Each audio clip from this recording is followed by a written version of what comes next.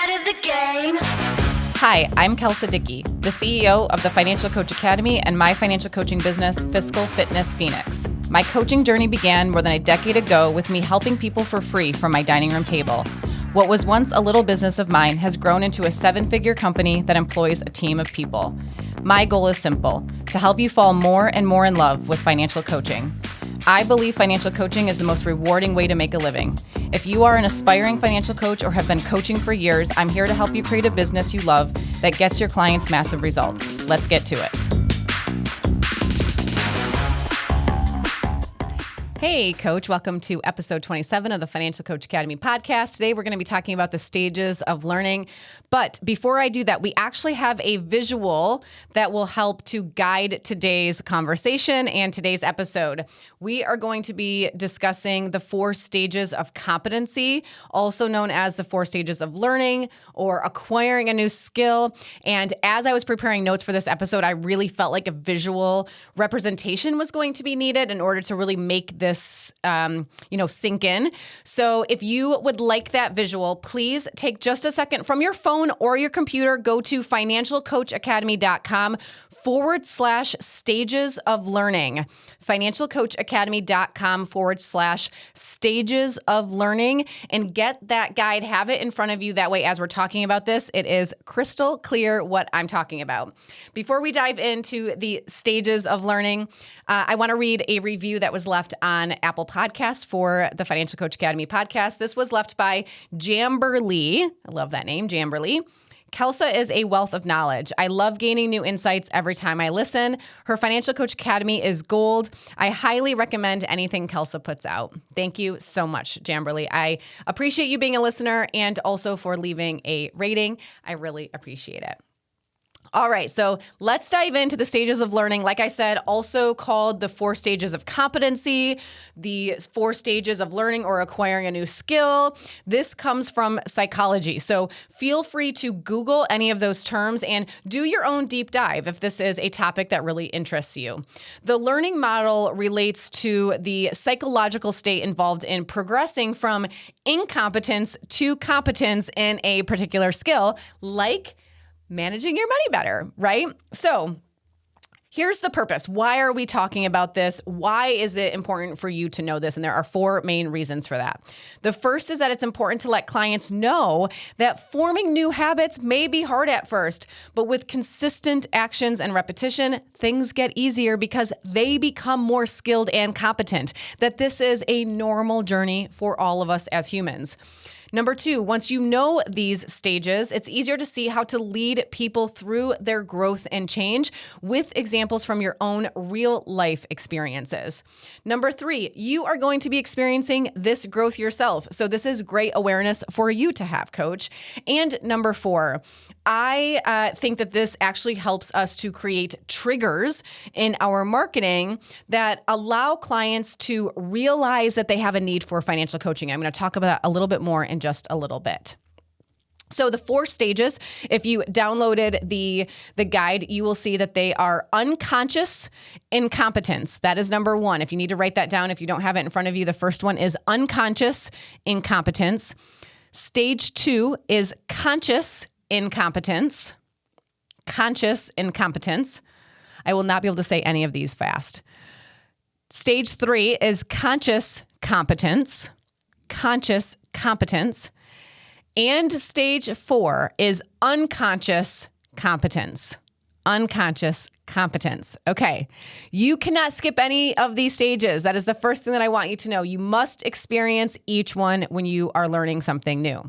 So let's start with the first stage, unconscious incompetence. This is where you don't even know that you don't know something. I call this blissfully unaware. Does anybody ever think sometimes that sometimes I wish I could be blissfully unaware about something, right? This is the blissfully unaware phase. You cannot coach a person who is at this stage because they are not even aware that there's a problem. And so they are not seeking solutions, nor do they even realize that there is a problem that needs solved. Okay. Likely this is where you were before you knew financial coaching was a thing. So if you've just recently sort of opened your eyes to this idea of being a financial coach, that, oh my God, there's like this world out there that's like people actually helping other people with managing their money better, and I don't have to do investments and that kind of thing. Like, what? That if you just suddenly realize that that's a thing and you feel like you've just had your eyes opened to the possibilities and like there's this whole world out there you didn't even know existed, before that aha moment, you were in the first stage, unconscious incompetence, right? Prior to that aha moment, you were probably in the unconscious incompetence stage because it's this idea that you didn't even know there was a whole breadth of knowledge out there for you to explore. Right? In order to get out of this stage for you and for our clients, for myself as well, we must experience an aha moment of some sort. I'm going to come back to this in just a later point of the episode, but for now, just know that in order to go from unconscious incompetence to conscious incompetence, you've got to have that sort of light bulb moment. Something happens and then you see it. And by golly, once you see it, you cannot unsee it. Something sort of like slaps you square across the face or upside your head, and then you see it, and now you are in phase 2. Okay. Phase 2 is conscious incompetence. In this stage, you are fully aware that you don't know something or cannot do something. Okay. This stage oftentimes feels really overwhelming because now we realize just how much we don't know. And then the question is like, what do I do first? Or how do I start to go down this journey, which can be a really overwhelming question. There is more that you don't know than you do know at this stage, and you are fully aware of that. This stage is full of learning and growth. Absolutely. People at this stage can feel shame or guilt or embarrassment, which can make them doubt their abilities and think that they're not cut out for the task at hand. And this can lead to them giving up prematurely at this stage. This is the stage that is pretty painful. A lot of growing pains in this phase. So it's like, ouch is usually when we have the diagram that we show our clients, there's a little ouch, person screaming like, oh, this is painful in this stage. This is when it's like all of the steps we're taking are brand new. We don't know a lot, so we have to learn a lot and we have to do a lot all at the same time. It's a lot of trial and error, right? So conscious incompetence, we're still incompetent at something and we're very aware of that, right? So that is the second phase. The third phase is conscious competence. You're competent at the new skill, but because it's conscious competence, you have to think really hard about doing the thing in order to do the thing. You are becoming better. You're becoming more skilled at it. You feel confident typically in this stage of what you know and what you don't know. It's starting to feel less overwhelming at this stage. The things you've been doing, the things you've been practicing, they're starting to get easier. You might even have some systems in place to help hold you accountable or help you succeed. And you've built those systems because you've gotten some routine going, right? So you're like, okay, here's the things that I know are working. So now let me put some systems in place for those things. We're in the stage before you don't even know what's working. So you can't put a system around anything because you're still trying to figure out what's going to work, right? You're still so in the learning phase. This one you're doing, but it's taking a lot of work to do it. You figured out some things that work for you and what doesn't work for you. You're starting to feel like you're getting settled into what works for you, but you're not quite settled yet. So this is getting settled in this third phase, okay? You still have to work really hard at your new skill in the third phase, conscious competence. But not... It doesn't quite feel like effortless or natural. It is definitely not second nature in this phase, right? You have to think really hard about each of the things you're doing. In this phase, one of the things that we really want to watch out for with our clients is we want to focus on not getting too complacent. And we really want to emphasize how continuous learning and growth and expanding our knowledge and really refining our skills and up-leveling them is the thing we're focusing on at this phase. I think about this in my own fitness journey, and like I am in for the longest time, I was in the conscious competence phase, where at this phase, what it looked like for me in my fitness journey was learning to fall in love with the process, right? Because the wins you gain in this phase are not as grand. They're not as great, right? Like you're doing things, but it's more like we're just kind of like in a routine about it, right? And we want to fall in love with the process in this phase, okay? And then we can move on to the unconscious competence phase, which is the fourth phase, unconscious competence. In this phase, you've been doing it long enough that it's easy now. It's habit. It's routine. Chances are you can do the thing while multitasking, okay? You can, the longer you practice the skill in this stage, and that is when true mastery happens, okay? So you cannot achieve mastery. It takes a lot of things. It takes commitment, dedication, consistency, refinement, right? Like all of those things are required in order to achieve mastery in anything you do, any skill, sport, anything like that. But it also requires something else, and that is time. You cannot master a skill quickly. Mastery comes with time and experience. So that is where, in order to get to unconscious competence, which is this fourth phase, chances are you are in the third phase for a very long time, okay? And because the wins are smaller in that phase, it's more like it might take you 2 years to achieve something, right? And again, I think about my fitness journey and like I'm falling in love with the process. I'm doing the thing, but it's not like when I first started lifting weights where it was like my PRs would go like from, one weight to a big weight in 6 months. At this point, it's like, man, I'm just shooting for like 5 more pounds every few months, right? Because that's the level that I finally got to. The wins are smaller, which means the satisfaction, the gratification, all of that has to come from the process itself. This is where your identity starts to form, right? But you still have to give a lot of thought into it in the third phase. People quit in the second phase for the reason that I was talking about earlier, which is like it's overwhelming, it's hard. They're probably like feeling clunky, lots of trial and error. And so they quit because of that. They're not getting results right away. And so they quit. But in the third phase, what can sometimes happen is people will not stay the course because it's starting to feel boring, right? The third phase, we usually have like blah on it, where it's like, I'm doing it and I'm just sort of like believing that that is my identity now. But it's sort of like, I'm not totally a believer yet, right? In this fourth phase, though, it's just who you are. It is who you become. So that is why if you want to master something, anything at all, start today. That's what I tell my clients, because right now is the best time to do it because the time is going to pass anyway. And the only way to master something is to get through all of those other phases. And that takes time. Right? So another reason that I like knowing these stages is because when we're new at something, it's easy to compare our starting point to someone else's skill level who is simply further along in this path, right?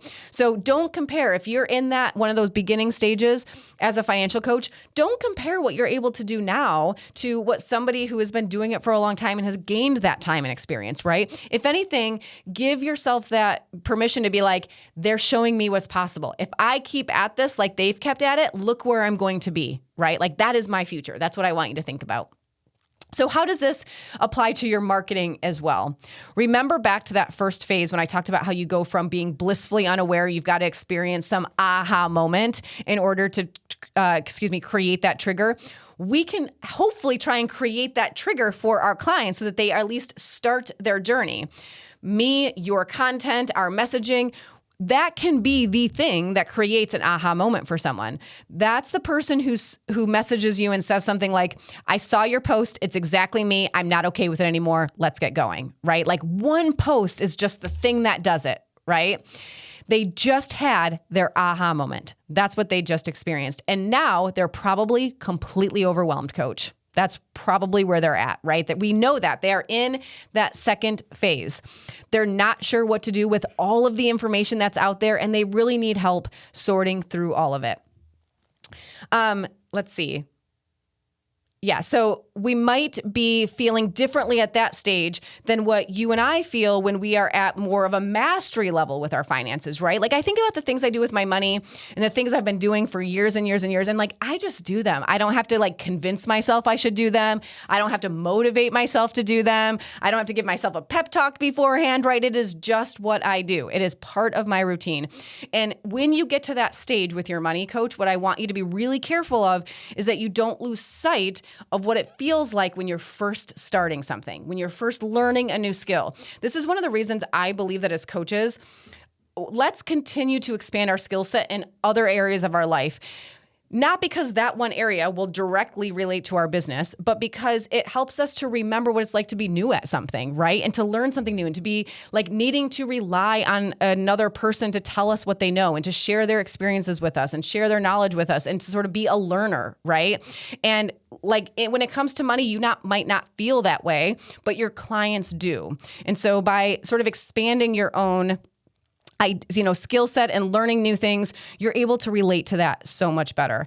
And what you really want to be careful of is that you aren't talking in your marketing with your messaging to the person who is like in the later stages of learning that skill. So we made this mistake for, a little while, really early on in business where, some of our clients, they're doing advanced things with their money, right? Like they're learning new things, like where they're at financially is very different than people when they first hire us.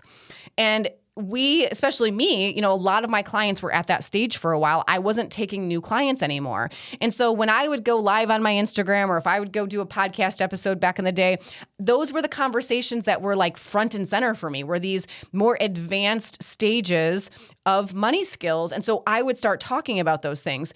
But I lost sight of the fact that when people hire us, that's not where they're at. Your marketing is meant to attract the person on the front end of this journey. Okay. Now, where a person is on this journey is going to be different based on your ideal client. For us, most of our clients are not doing anything with their money. They're not, making good decisions. They're not really in control of it. They don't have a plan for their spending. And so they have that aha moment. They're like, I have to start doing something, right? So it's like everything is brand new. If your ideal client is, let's say, financial independence folks, right? Like FIRE people, then like their stages of learning, it's not learning a new skill of like money management, but maybe it's something about like learning a new skill of how to think differently with money. One of the changes that we see our clients need to make, this is a little side tangent, when they are, learning to navigate financial growth and progress is they go for a little while where the decisions they're making are around making more money or saving more money or cutting expenses, right? Like it's really focused on financial optimization. And then at some point, something changes where the number one goal, the primary focus is no longer on financial gain, but on time freedom, right? Or choices or options. And actually, they will spend more money. They will actually increase their expenses in order to free up time, in order to leverage things in their life better. Now, I think that's awesome. I think it's really cool, but that is a whole mindset shift that needs to happen for some folks. So that might be what the beginning of your stages of learning is for your ideal client, if that's where they're at. So maybe it's the person who's doing really good financially, and you're going to help them, take it up to another level. That if that is your ideal client, your stages of learning, you want to meet them there in your marketing, right? Like they aren't brand new to financial concepts. They are brand new to thinking differently about money and how to use it for their life, right? So just know that like the stages of learning are not always like you're terrible in general at something like all of money, but it's like a new skill. So it can be a very sort of like micro focus. I hope that's making sense. And where I think this really shows up a lot when it comes to marketing is when you try and use like technical jargon or overly complex terminology, and the clients are just kind of like looking at it like, I have no idea what that means, so I must not be a good client for this person, right? Because if that's the kind of things that their clients are like thinking about or caring about or whatever, like, I don't know what that is, right? What you're doing is you are over here on this journey of financial growth. So like those things make sense to you and they interest you and you love them. But if your ideal client is at a way earlier stage when they first come to you, make sure you're being really cautious of using those types of language and messaging and that kind of thing in your marketing, okay? I also want to just say that aha moments, that trigger, that sort of like, epiphany for people, that light bulb moment that like, I need to do something differently, is rarely, I'm not saying never, but rarely triggered by like a financial definition or a mathematical calculation that you're going to like put on an Instagram post. Okay. I'm not saying don't share those things ever. I'm just saying that most of the time it's something else that they connect to besides like a formula. Okay. Let's see. This is also why the idea of hitting rock bottom fits your stages of learning. And what I mean by that is some people's aha moment is their rock bottom, right? But people don't have to hit rock bottom in order to have an aha moment. Or should I say it this way, that everyone's rock bottom is simply a different place, right? So for some people that might be, not being able to make their mortgage payment or overdrafting their checking account 3 times in the same day or something like that. And for other people, it's like they've never overdrafted. All of their, payments are being made on time every single month, but they are just done feeling like they can't achieve the next goal for their life, right? And something that you say about that is what triggers their aha moment, okay? So what I would love for you to do is think about what you experienced that got you started on your journey of managing money the way that you're doing it. What happened? What were those circumstances around that time of your life, and why was that so impactful for you? Jill is going to tell her story in a few episodes. I've mentioned this before. I'm going to be taking some time off in the summer. Jill is going to be bringing you a whole bunch of episodes in the month of July. I am super excited for that. She's our lead financial coach on the team. She mentors all of our other financial coaches, and she also mentors coaches in our elite financial coach training program. She is amazing at what she does, and she tells her aha moment often on her Instagram and that kind of thing, that she was sitting in her car and her husband, Matt, texted her and said, like, he needed to get gas in the car. And she had, I can never remember the number. I say a different number every time I tell this story. I really should just ask her what the number is. It's either like $8 or $17 or $22 or something like that. There's some number. It's less than $25, I'm pretty sure, that she had in her checking account. And so she had to tell her husband, go ahead and get gas in the car, but don't get more than X. Right. And she said she sent the text and she just started bawling. She started crying and she called a friend. And that's when the first time when she admitted to anybody that they needed help with money. She called a friend and said, I think we need to file bankruptcy. We might need to get a divorce, like all this kind of stuff. And her friend said, don't do any of that. Go see Kelsa first. And Jill started as a client of mine first, but that was her aha moment. Now, how many times do you think her husband, Matt, texted her and said, I need to get gas in the car, or I need to go get milk, or I need to go here, or whatever. Probably a lot. But for some reason, that day was her aha moment, okay? That day, there was something that clicked for her.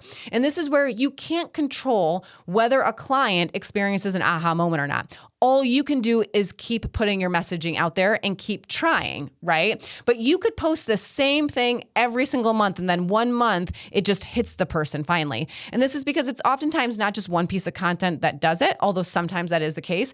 It's sort of like all of the life circumstances coming together in that moment, and then they see your message, right? That's why your marketing and your messaging and being consistent with it is so important, okay? I think about how there are things right now, I think about this. Right now, there are things that I am not even aware of that I am no good at, okay?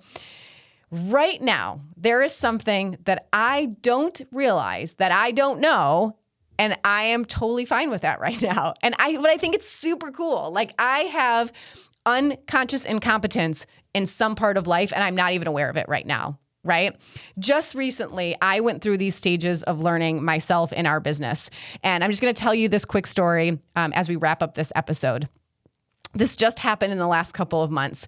And in order to tell you this story, what do I have to do? I have to tell you that I didn't know how to do something, right? And that's why this is so hard sometimes. But the more we can own this, the better clients can learn, and we lead by example, right? So I realized, you guys, coaches, I've been doing this for 15 years and have a team of people, run a pretty stellar, successful business that I'm really proud of. And I don't have a clue how to run a successful business meeting. That's it. I don't know how to run a meeting. I am a CEO and y'all, I don't know how to run meetings. Now, I know how to run client sessions. I'm really good at those. But team meetings, we do a lot of them. I'm in a lot of meetings, right? And we're always having all of these conversations about like, who needs to be on this meeting and how long should this meeting be? And like, are we meeting enough as an all team? And I don't want to have death by meeting. And like, really and truly for years, the number of conversations we have around meeting schedules and cadences and purposes of the meeting and who needs to be on and all of that. And then one day I realized we have a lot of meetings, and not once have I ever read a single book about how to hold successful meetings. I don't know anything about running good meetings, right? I've never invested actually in truly learning this, and yet I do it all of the time, right? So as we continue to grow and all of that, I just sort of realized like, this is a massive part of my day. I'm in a lot of meetings every day and every week, and yet I've never truly invested in sort of learning how to be better at holding them. So I got 4 books. 2 of them I gave to Erica, my director of operations. 2 of them I read, and we started to come together and say, how can we be better and have a process and a system on our team for knowing who's in the meeting, who's leading the meeting, who is there to contribute, but they're not a decision maker. There is so much structure now that I am like blown away by how much we have learned. But we are still very much in the 3rd phase because now we are implementing and executing new processes and procedures on our team so that I want to have a team that has the culture of running great meetings. I don't want anyone to ever be like, why was I added to this meeting, right? Like I want it to be the culture that like, if you're invited to a meeting, it's because you know that you should be on that meeting, that it's going to be a good use of your time. It's going to be effective. It's going to be streamlined. It's not going to be like, oh God, another meeting, right? Like I do not want that culture in my team at all. And yet I was not doing anything, learning anything in order to actually create that outcome.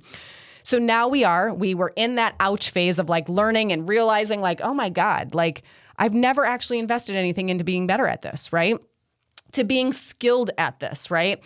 So now we're in the 3rd phase. We are implementing it, but it's still not easy. It's still not our way yet, right? It's not our culture yet. We're doing it, but it's still requiring quite a bit of effort, right? So it's conscious competence. We are doing it. We are more skilled now. I'm really proud of us. And it's still something we have to be very intentional about, right? It's not second nature to us yet, but we are getting there. And it's just going to take some more time. It's probably going to take a lot more time from here, right? So this is an example of you sort of have to have that aha moment of like, I actually have no idea how to do this thing that I'm about to do, right? That maybe I should invest some effort into learning that. So I'm curious, Coach, what yours might be. What is something that you need to learn or develop some skills around?